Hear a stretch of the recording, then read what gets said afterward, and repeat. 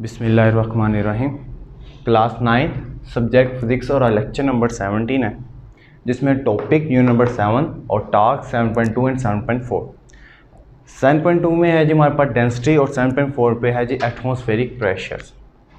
इन topics को discuss करने से पहले हम इंट्रोडक्शन ऑफ चैप्टर करते चलें, जिसमें लिखते हैं जी प्रॉपर्टीज़ ऑफ मैटर, यानी मैटर्स की प्रॉपर्टीज़ होती क्या हैं, मैटर्स क्या होते हैं। तो मैटर्स को यूँ डिफाइन किया जा सकता है जी, matter is made up of particles। के मैटर पार्टिकल्स के बने होते हैं, जो कहलाते हैं जी हमारे पास molecules. Matter is made up of particles, जो क्या कहलाते हैं जी, मॉलिक्यूल्स कहलाते हैं। अगर मैटर्स को दूसरे अल्फाजों में डिफाइन किया जाए तो कहा जाता है species which carry a space, यानी स्पीशीज जो जगह घेरती है, वज़न रखती है। हर वो चीज़ जो वज़न रखती है और जगह घेरती है, यानी वॉल्यूम एंड मास, जिसको हम पढ़ेंगे डेंसिटी। यानी स्पीशीज जो डेंसिटी, यानी ऐसा जिस्म, आ बॉडी जो कंटेन करता हो डेंसिटी को, वो क्या कहलाएगा हमारे पास, मैटर कहलाएगा। और इसकी स्टेट्स अगर डिस्कस करें तो they are 3 state of matter. They are 3 state of matters. इसकी 3 हालतें होती हैं। पहली हालत क्या कहलाती है जी, सॉलिड। दूसरी हालत क्या कहलाएगी, लिक्विड।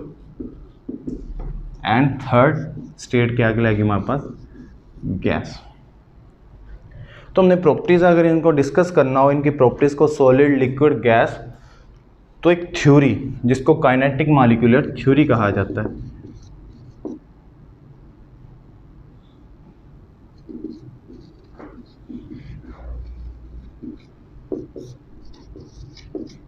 यूज़ की जाती है एक्सप्लेन करने के लिए, बेस्ट एक्सप्लेन करने के लिए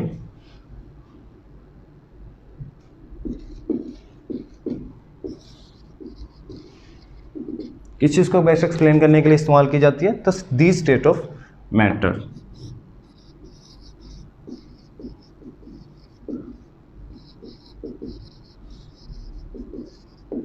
मैटर पार्टिकल्स के बने होते हैं, जो मॉलिक्यूल्स कहलाते हैं। ये matters volume and mass occupies करते हैं। उसके बाद काइनेटिक मॉलिक्यूलर थ्योरी एक्सप्लेन करती है, किसको एक्सप्लेन करती है, स्टेट ऑफ मैटर को, जो हमने इधर डिस्कस किया, सॉलिड, लिक्विड, गैस। और 4 स्टेट मैटर्स क्या कहलाती है हमारे पास, प्लाज्मा, जो हम डिस्कस करेंगे इन 3 स्टेट्स के बाद।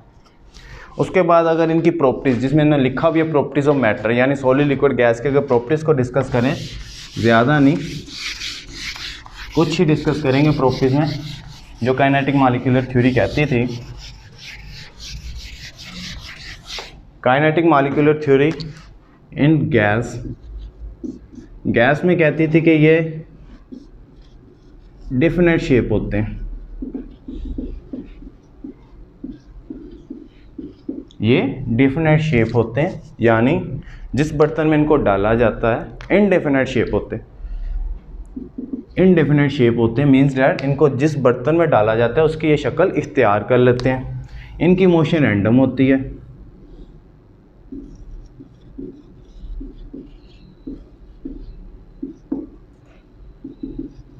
ठीक है, कि बेतरतीबा मोशन होती है। ये एक गैस के मॉलिक्यूल्स बेतरतीबा हरकत करते हैं, वॉल्स ऑफ कंटेनर के साथ टकराते रहते हैं। टकरा के क्या करते हैं जी, अपनी डायरेक्शन चेंज कर लेते हैं। इसी तरह अगर दूसरों की बात करूं, जो लिक्विड है, उसमें भी यही कहते हैं जी, इनकी जो शेप होती है इनडेफिनाइट होती है, यानी इनको भी जिस बर्तन में डाला जाए, जिस कंटेनर में डाला जाए, उस कंटेनर की शेप इख्तियार कर लेते हैं। और इनकी जो इंटरमॉलिक्यूलर फोर्सेस होती है, यानी इनके दरमियान, जो इनके मॉलिक्यूल्स के दरमियान जो फोर्स होती है, जो बॉन्डिंग के बनने की वजह से जो फोर्स क्रिएट होती है, इंटरमॉलिक्यूलर फोर्सेस, वो क्या होती है, स्ट्रोंगर होती है देन किसकी निस्बत, गैस की निस्बत। लेकिन वीक होती है किसकी निस्बत, सॉलिड। ये लिक्विड्स की प्रॉपर्टीज है, कुछ डिस्कस कर रहे हैं जितनी आपकी इधर बताई गई हैं, बाकी इनकी होती बहुत प्रॉपर्टीज हैं। अदरवाइज लास्ट रह गई है जी हमारे पास सॉलिड्स की। सॉलिड्स में क्या कहते हैं जी, हमारे पास इनकी डेफिनेट शेप होती है सॉलिड्स में, यानी इनकी शेप जो होती है फिक्स होती है। ये कंटेनर के लिहाज से अपनी शेप इख्तियार नहीं करते, इनकी क्रिस्टलाइन शेप होती है।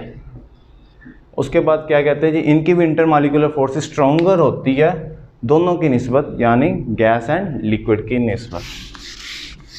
तो इसको एक्सप्लेन कौन करता है जी, काइनेटिक मॉलिक्यूलर थ्योरी एक्सप्लेन करती है, यूज़ की जाती है काइनेटिक मॉलिक्यूलर थ्योरी, जो मैक्सवेल ने क्लॉज ने इंट्रोड्यूस करवाई थी, 2 और 3 साइंसदानों ने इंट्रोड्यूस करवाई थी intermolecular theory, kinetic molecular theory, जो मैटर्स को एक्सप्लेन करती थी। उसके बाद चलते हैं जी डेंसिटी में। What is a density?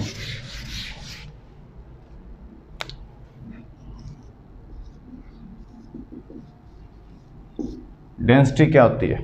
Density of a substance is defined as its mass per volume. The ratio between mass and volume भी कहा जा सकता है, लेकिन जो बुक में गिवन है density of a substance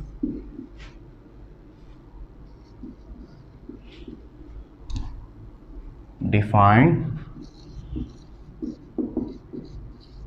as its mass per volume. Define क्या करते हैं जी, density of a substance defined as its mass per volume, यानी मास और वॉल्यूम से मुताबिक हम डेंसिटी को डिफाइन कर सकते हैं। फॉर एग्जांपल, जो एग्जांपल उन्होंने दी हुई है आयरन की एंड वुड की। अब ये बताने इन दोनों में से कौन वेट ज़्यादा रखता है, तो हमें पता है, हम सबसे पहले उनका मास देखेंगे, फिर रेशियो बनाएंगे वॉल्यूम की। वॉल्यूम कहते हैं कितनी स्पेस कवर की है। तो जो ये मास और वॉल्यूम को ज़्यादा कवर अप करेगा वो क्या होगा, वज़न में भी उसकी भी डेंसिटी उसके लिहाज से ज़्यादा होगी। इस तरह नहीं हो सकता कि आयरन बता दें कि हम ज़्यादा वज़न रखती है या वुड। उससे पहले हम एक रेशियो बनाते हैं, जो रेशियो क्या कहलाती है, मास एंड वॉल्यूम, जिससे हमें पता जी आयरन या मिसाल के तौर पर इन दोनों का वज़न कितना होगा। मे भी पॉसिबिलिटी है कि इक्वल हो, देख रहे हैं, लेकिन जब हम देखेंगे इनका मास फाइंड करेंगे और इनका वॉल्यूम, इनकी स्पेस फाइंड करेंगे कि कौन सी स्पेस, मॉलिक्यूल्स के दरमियान भी फेस अगर स्पेस फाइंड करें, तो फिर हमें पता चलेगा कि दोनों में से वज़न कौन ज़्यादा रखता है, कि किसकी डेंसिटी ज़्यादा है। तो जब इनके दरमियान पहले इसकी रेशियो मास एंड वॉल्यूम के ज़रिए फाइंड करेंगे, फिर इसकी रेशियो मास एंड वॉल्यूम। दूर से तो आपको पता चल रहा होगा कि मोबाइल या इसका वज़न ज़्यादा है, अक्सर देखने से पता चलता है, लेकिन एग्जैक्ट फाइंड करने के लिए हमें क्या एक रेशियो तैयार करनी पड़ती है। वो क्या रेशियो है, मास एंड वॉल्यूम। तो इसका फार्मूला क्या ड्राइव होता है, डेंसिटी इज इक्वल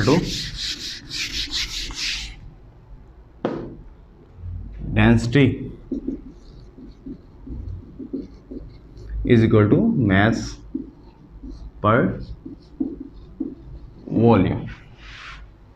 अगर इसका यूनिट दिए तो इसका फार्मूला हो गया।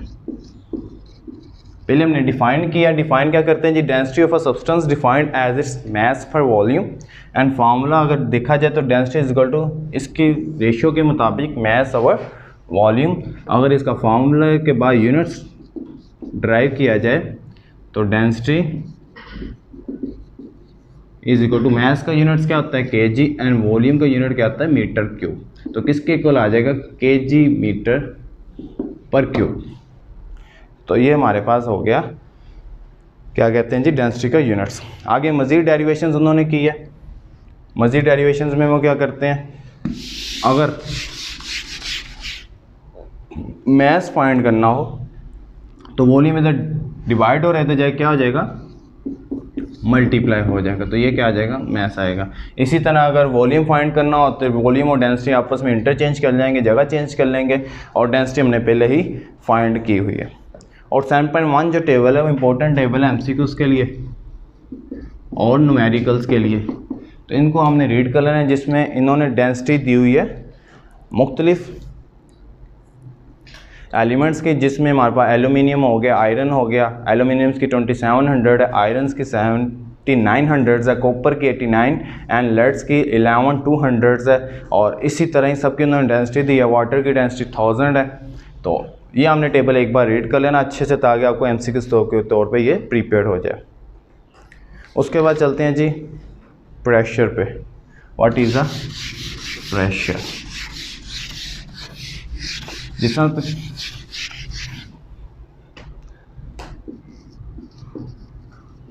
What is the pressure? Pressure के नाम से जाहिर है कि किसी जिस्म पे दबाव डालना, किसी जिस्म के ऊपर फोर्स अप्लाई करना ताकि वो उसके अंडर में काम करना शुरू किए। मिसाल के तौर पर गैस के जब मालिक्यूल्स के ऊपर प्रेशर लगाया जाता है वो क्या हो जाते हैं? कंप्रेस्ड हो जाते हैं। और वो किसकी हालत में आ जाते हैं? टेंशन की हालत में। तो यानी किसी चीज़ को टेंशन में लाने के लिए उसके ऊपर क्या चीज़ अप्लाई की जाती है जी? हमारे पास एक फोर्स अप्लाई की जाती है किसी चीज़ पे, यानी किसी यूनिट एरिया पे। The force apply on the unit area,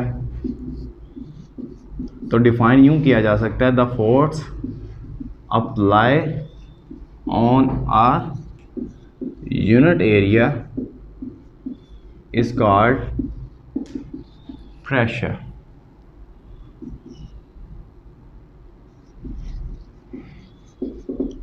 ठीक है ना। उन्होंने थंब की एग्जांपल दी है, यानी एक थंब है जिसको टेबल्स के ऊपर रख के ऊपर प्रेशर लगा रहे हैं ताकि वो उसके साथ क्या हो जाए? अट्रैक्ट हो जाए, साथ चिपक जाए।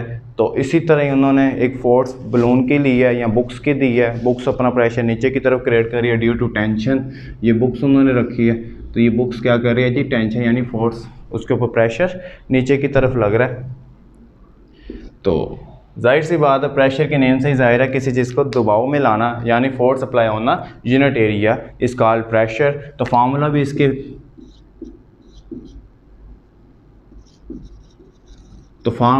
इसके डिफाइंड से हम उठाते हैं, the force apply on unit area, the force apply on unit area. तो means that pressure is equal to force per area, यानी फोर्स डिवाइडेड बाय एरिया। तो प्रेशर किसके इक्वल आ गया? Force divided by area. तो अगर मैं units drive करना चाहूँ तो यूनिट्स क्या बनेगा? Pressure is equal to force किसके इक्वल होती है? न्यूटन के। एरिया किसके इक्वल होता है? मीटर स्क्वायर के। तो प्रेशर किसके इक्वल आ गया हमारे पास? न्यूटन। नीचे डिवाइड है, ऊपर जाके क्या आ जाएगा? -2 हो जाएगा। तो यानी न्यूटन पर मीटर स्क्वायर इसका यूनिट आ जाएगा। तो कहते हैं जी जो प्रेशर्स का यूनिट्स है 1 newton metre per square is equal to 1 pascals भी कहलाता है। 1 न्यूटन मीटर स्क्वायर इसका सेकेंड यूनिट क्या कहलाता है? 1 pascal, means that 1 PA। 1 newton per metre square किसके इक्वल होता है? 1 पास्कल। और 1 पास्कल को अगर डिनोट किया जाए तो किसके इक्वल डिनोट किया जाता है? PA। PA किसको डिनोट करेगा? ये पास्कल है। ये स्केलर क्वांटिटी होती है, क्योंकि जब प्रेशर हमें पता है स्केलर और वेक्टर क्वांटिटी में क्या फ़र्क है हम जानते हैं। जो स्केलर क्वांटिटी है इसमें डायरेक्शन की ज़रूरत नहीं होती, जो वेक्टर क्वांटिटी है उसमें डायरेक्शन की। जब हम किसी जिस्म पे फोर्स अप्लाई करते हैं तो डायरेक्शन बताने ज़रूरत नहीं होती कि किस जगह पे इसकी फोर्स अप्लाई हो रही है, इसलिए ये क्या होती है जी? स्केलर क्वांटिटी होती है जिसमें हम इसकी डायरेक्शन को शो नहीं करते। ये था 7.3 टॉपिक। अब करते हैं जी 7.4 टॉपिक, जिसमें एटमॉस्फेरिक प्रेशर को डिस्कस करेंगे।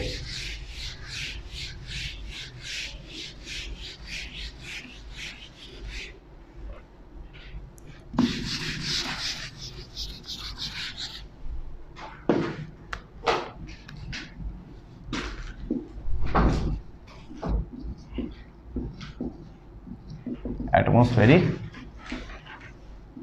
प्रेशर। एटमॉस्फेरिक नाम से जाहिर है यानी हवा का लगाया गया प्रेशर। किसके ऊपर? अर्थ के ऊपर। ये अर्थ है तो हमें पता है कि ये जो एयर्स है वो हर तरफ से अर्थ के ऊपर एक प्रेशर एग्जर्ट करवा रही होती है, जिसको कहा जाता है जी एटमॉस्फेरिक प्रेशर। कितना एग्जर्ट करवा रही होती है? 760 टॉन एग्जर्ट करवा रही होती है, जो 760 मरकरी भी कहलाती है। इसी तरह उन्होंने एग्जांपल्स दिया, डिफाइन उन्होंने इसी तरह किया था। the atmospheric pressure exerted on the earth is called atmospheric pressure. Its pressure exerted 760 taught या 760 मर्करी। या इसकी अदर एग्जांपल्स वो देते हैं जी, हमारे पास एक बलून्स की एग्जांपल देते हैं। इसी तरह एक बलून्स लिया है, ये बलून्स की एग्जांपल दे के कहते हैं जो बलून्स के अंदर प्रेशर है वो इक्वल हो जाता है एटमॉस्फेरिक प्रेशर के, यानी जो बलून्स के ऊपर बाहर लगने वाला प्रेशर और बलून्स जो अंदर उसके लगा रही है कंटेनर्स यानी वॉल्स के ऊपर जो प्रेशर लगा रही है, जो ये लगाया गया प्रेशर जो आउटर मोड्स की तरफ से आ रहा है, आउटर लेयर जो इसकी टकरा रही है प्रवाह के साथ प्रेशर के साथ एटमॉस्फेरिक प्रेशर के इक्वल होती है। और आज के लिए इतना ही, जिसमें हमने डिस्कस किया properties of matter, density, pressure and last atmospheric pressure को डिस्कस किया। इनको अच्छे से आप याद कीजिएगा, पढ़िएगा, जो नहीं समझ आई उसको ज़रूर डिस्कस कीजिएगा रिलेटेड सब्जेक्ट के ज़रिए। जज़ाकल्लाह खैर।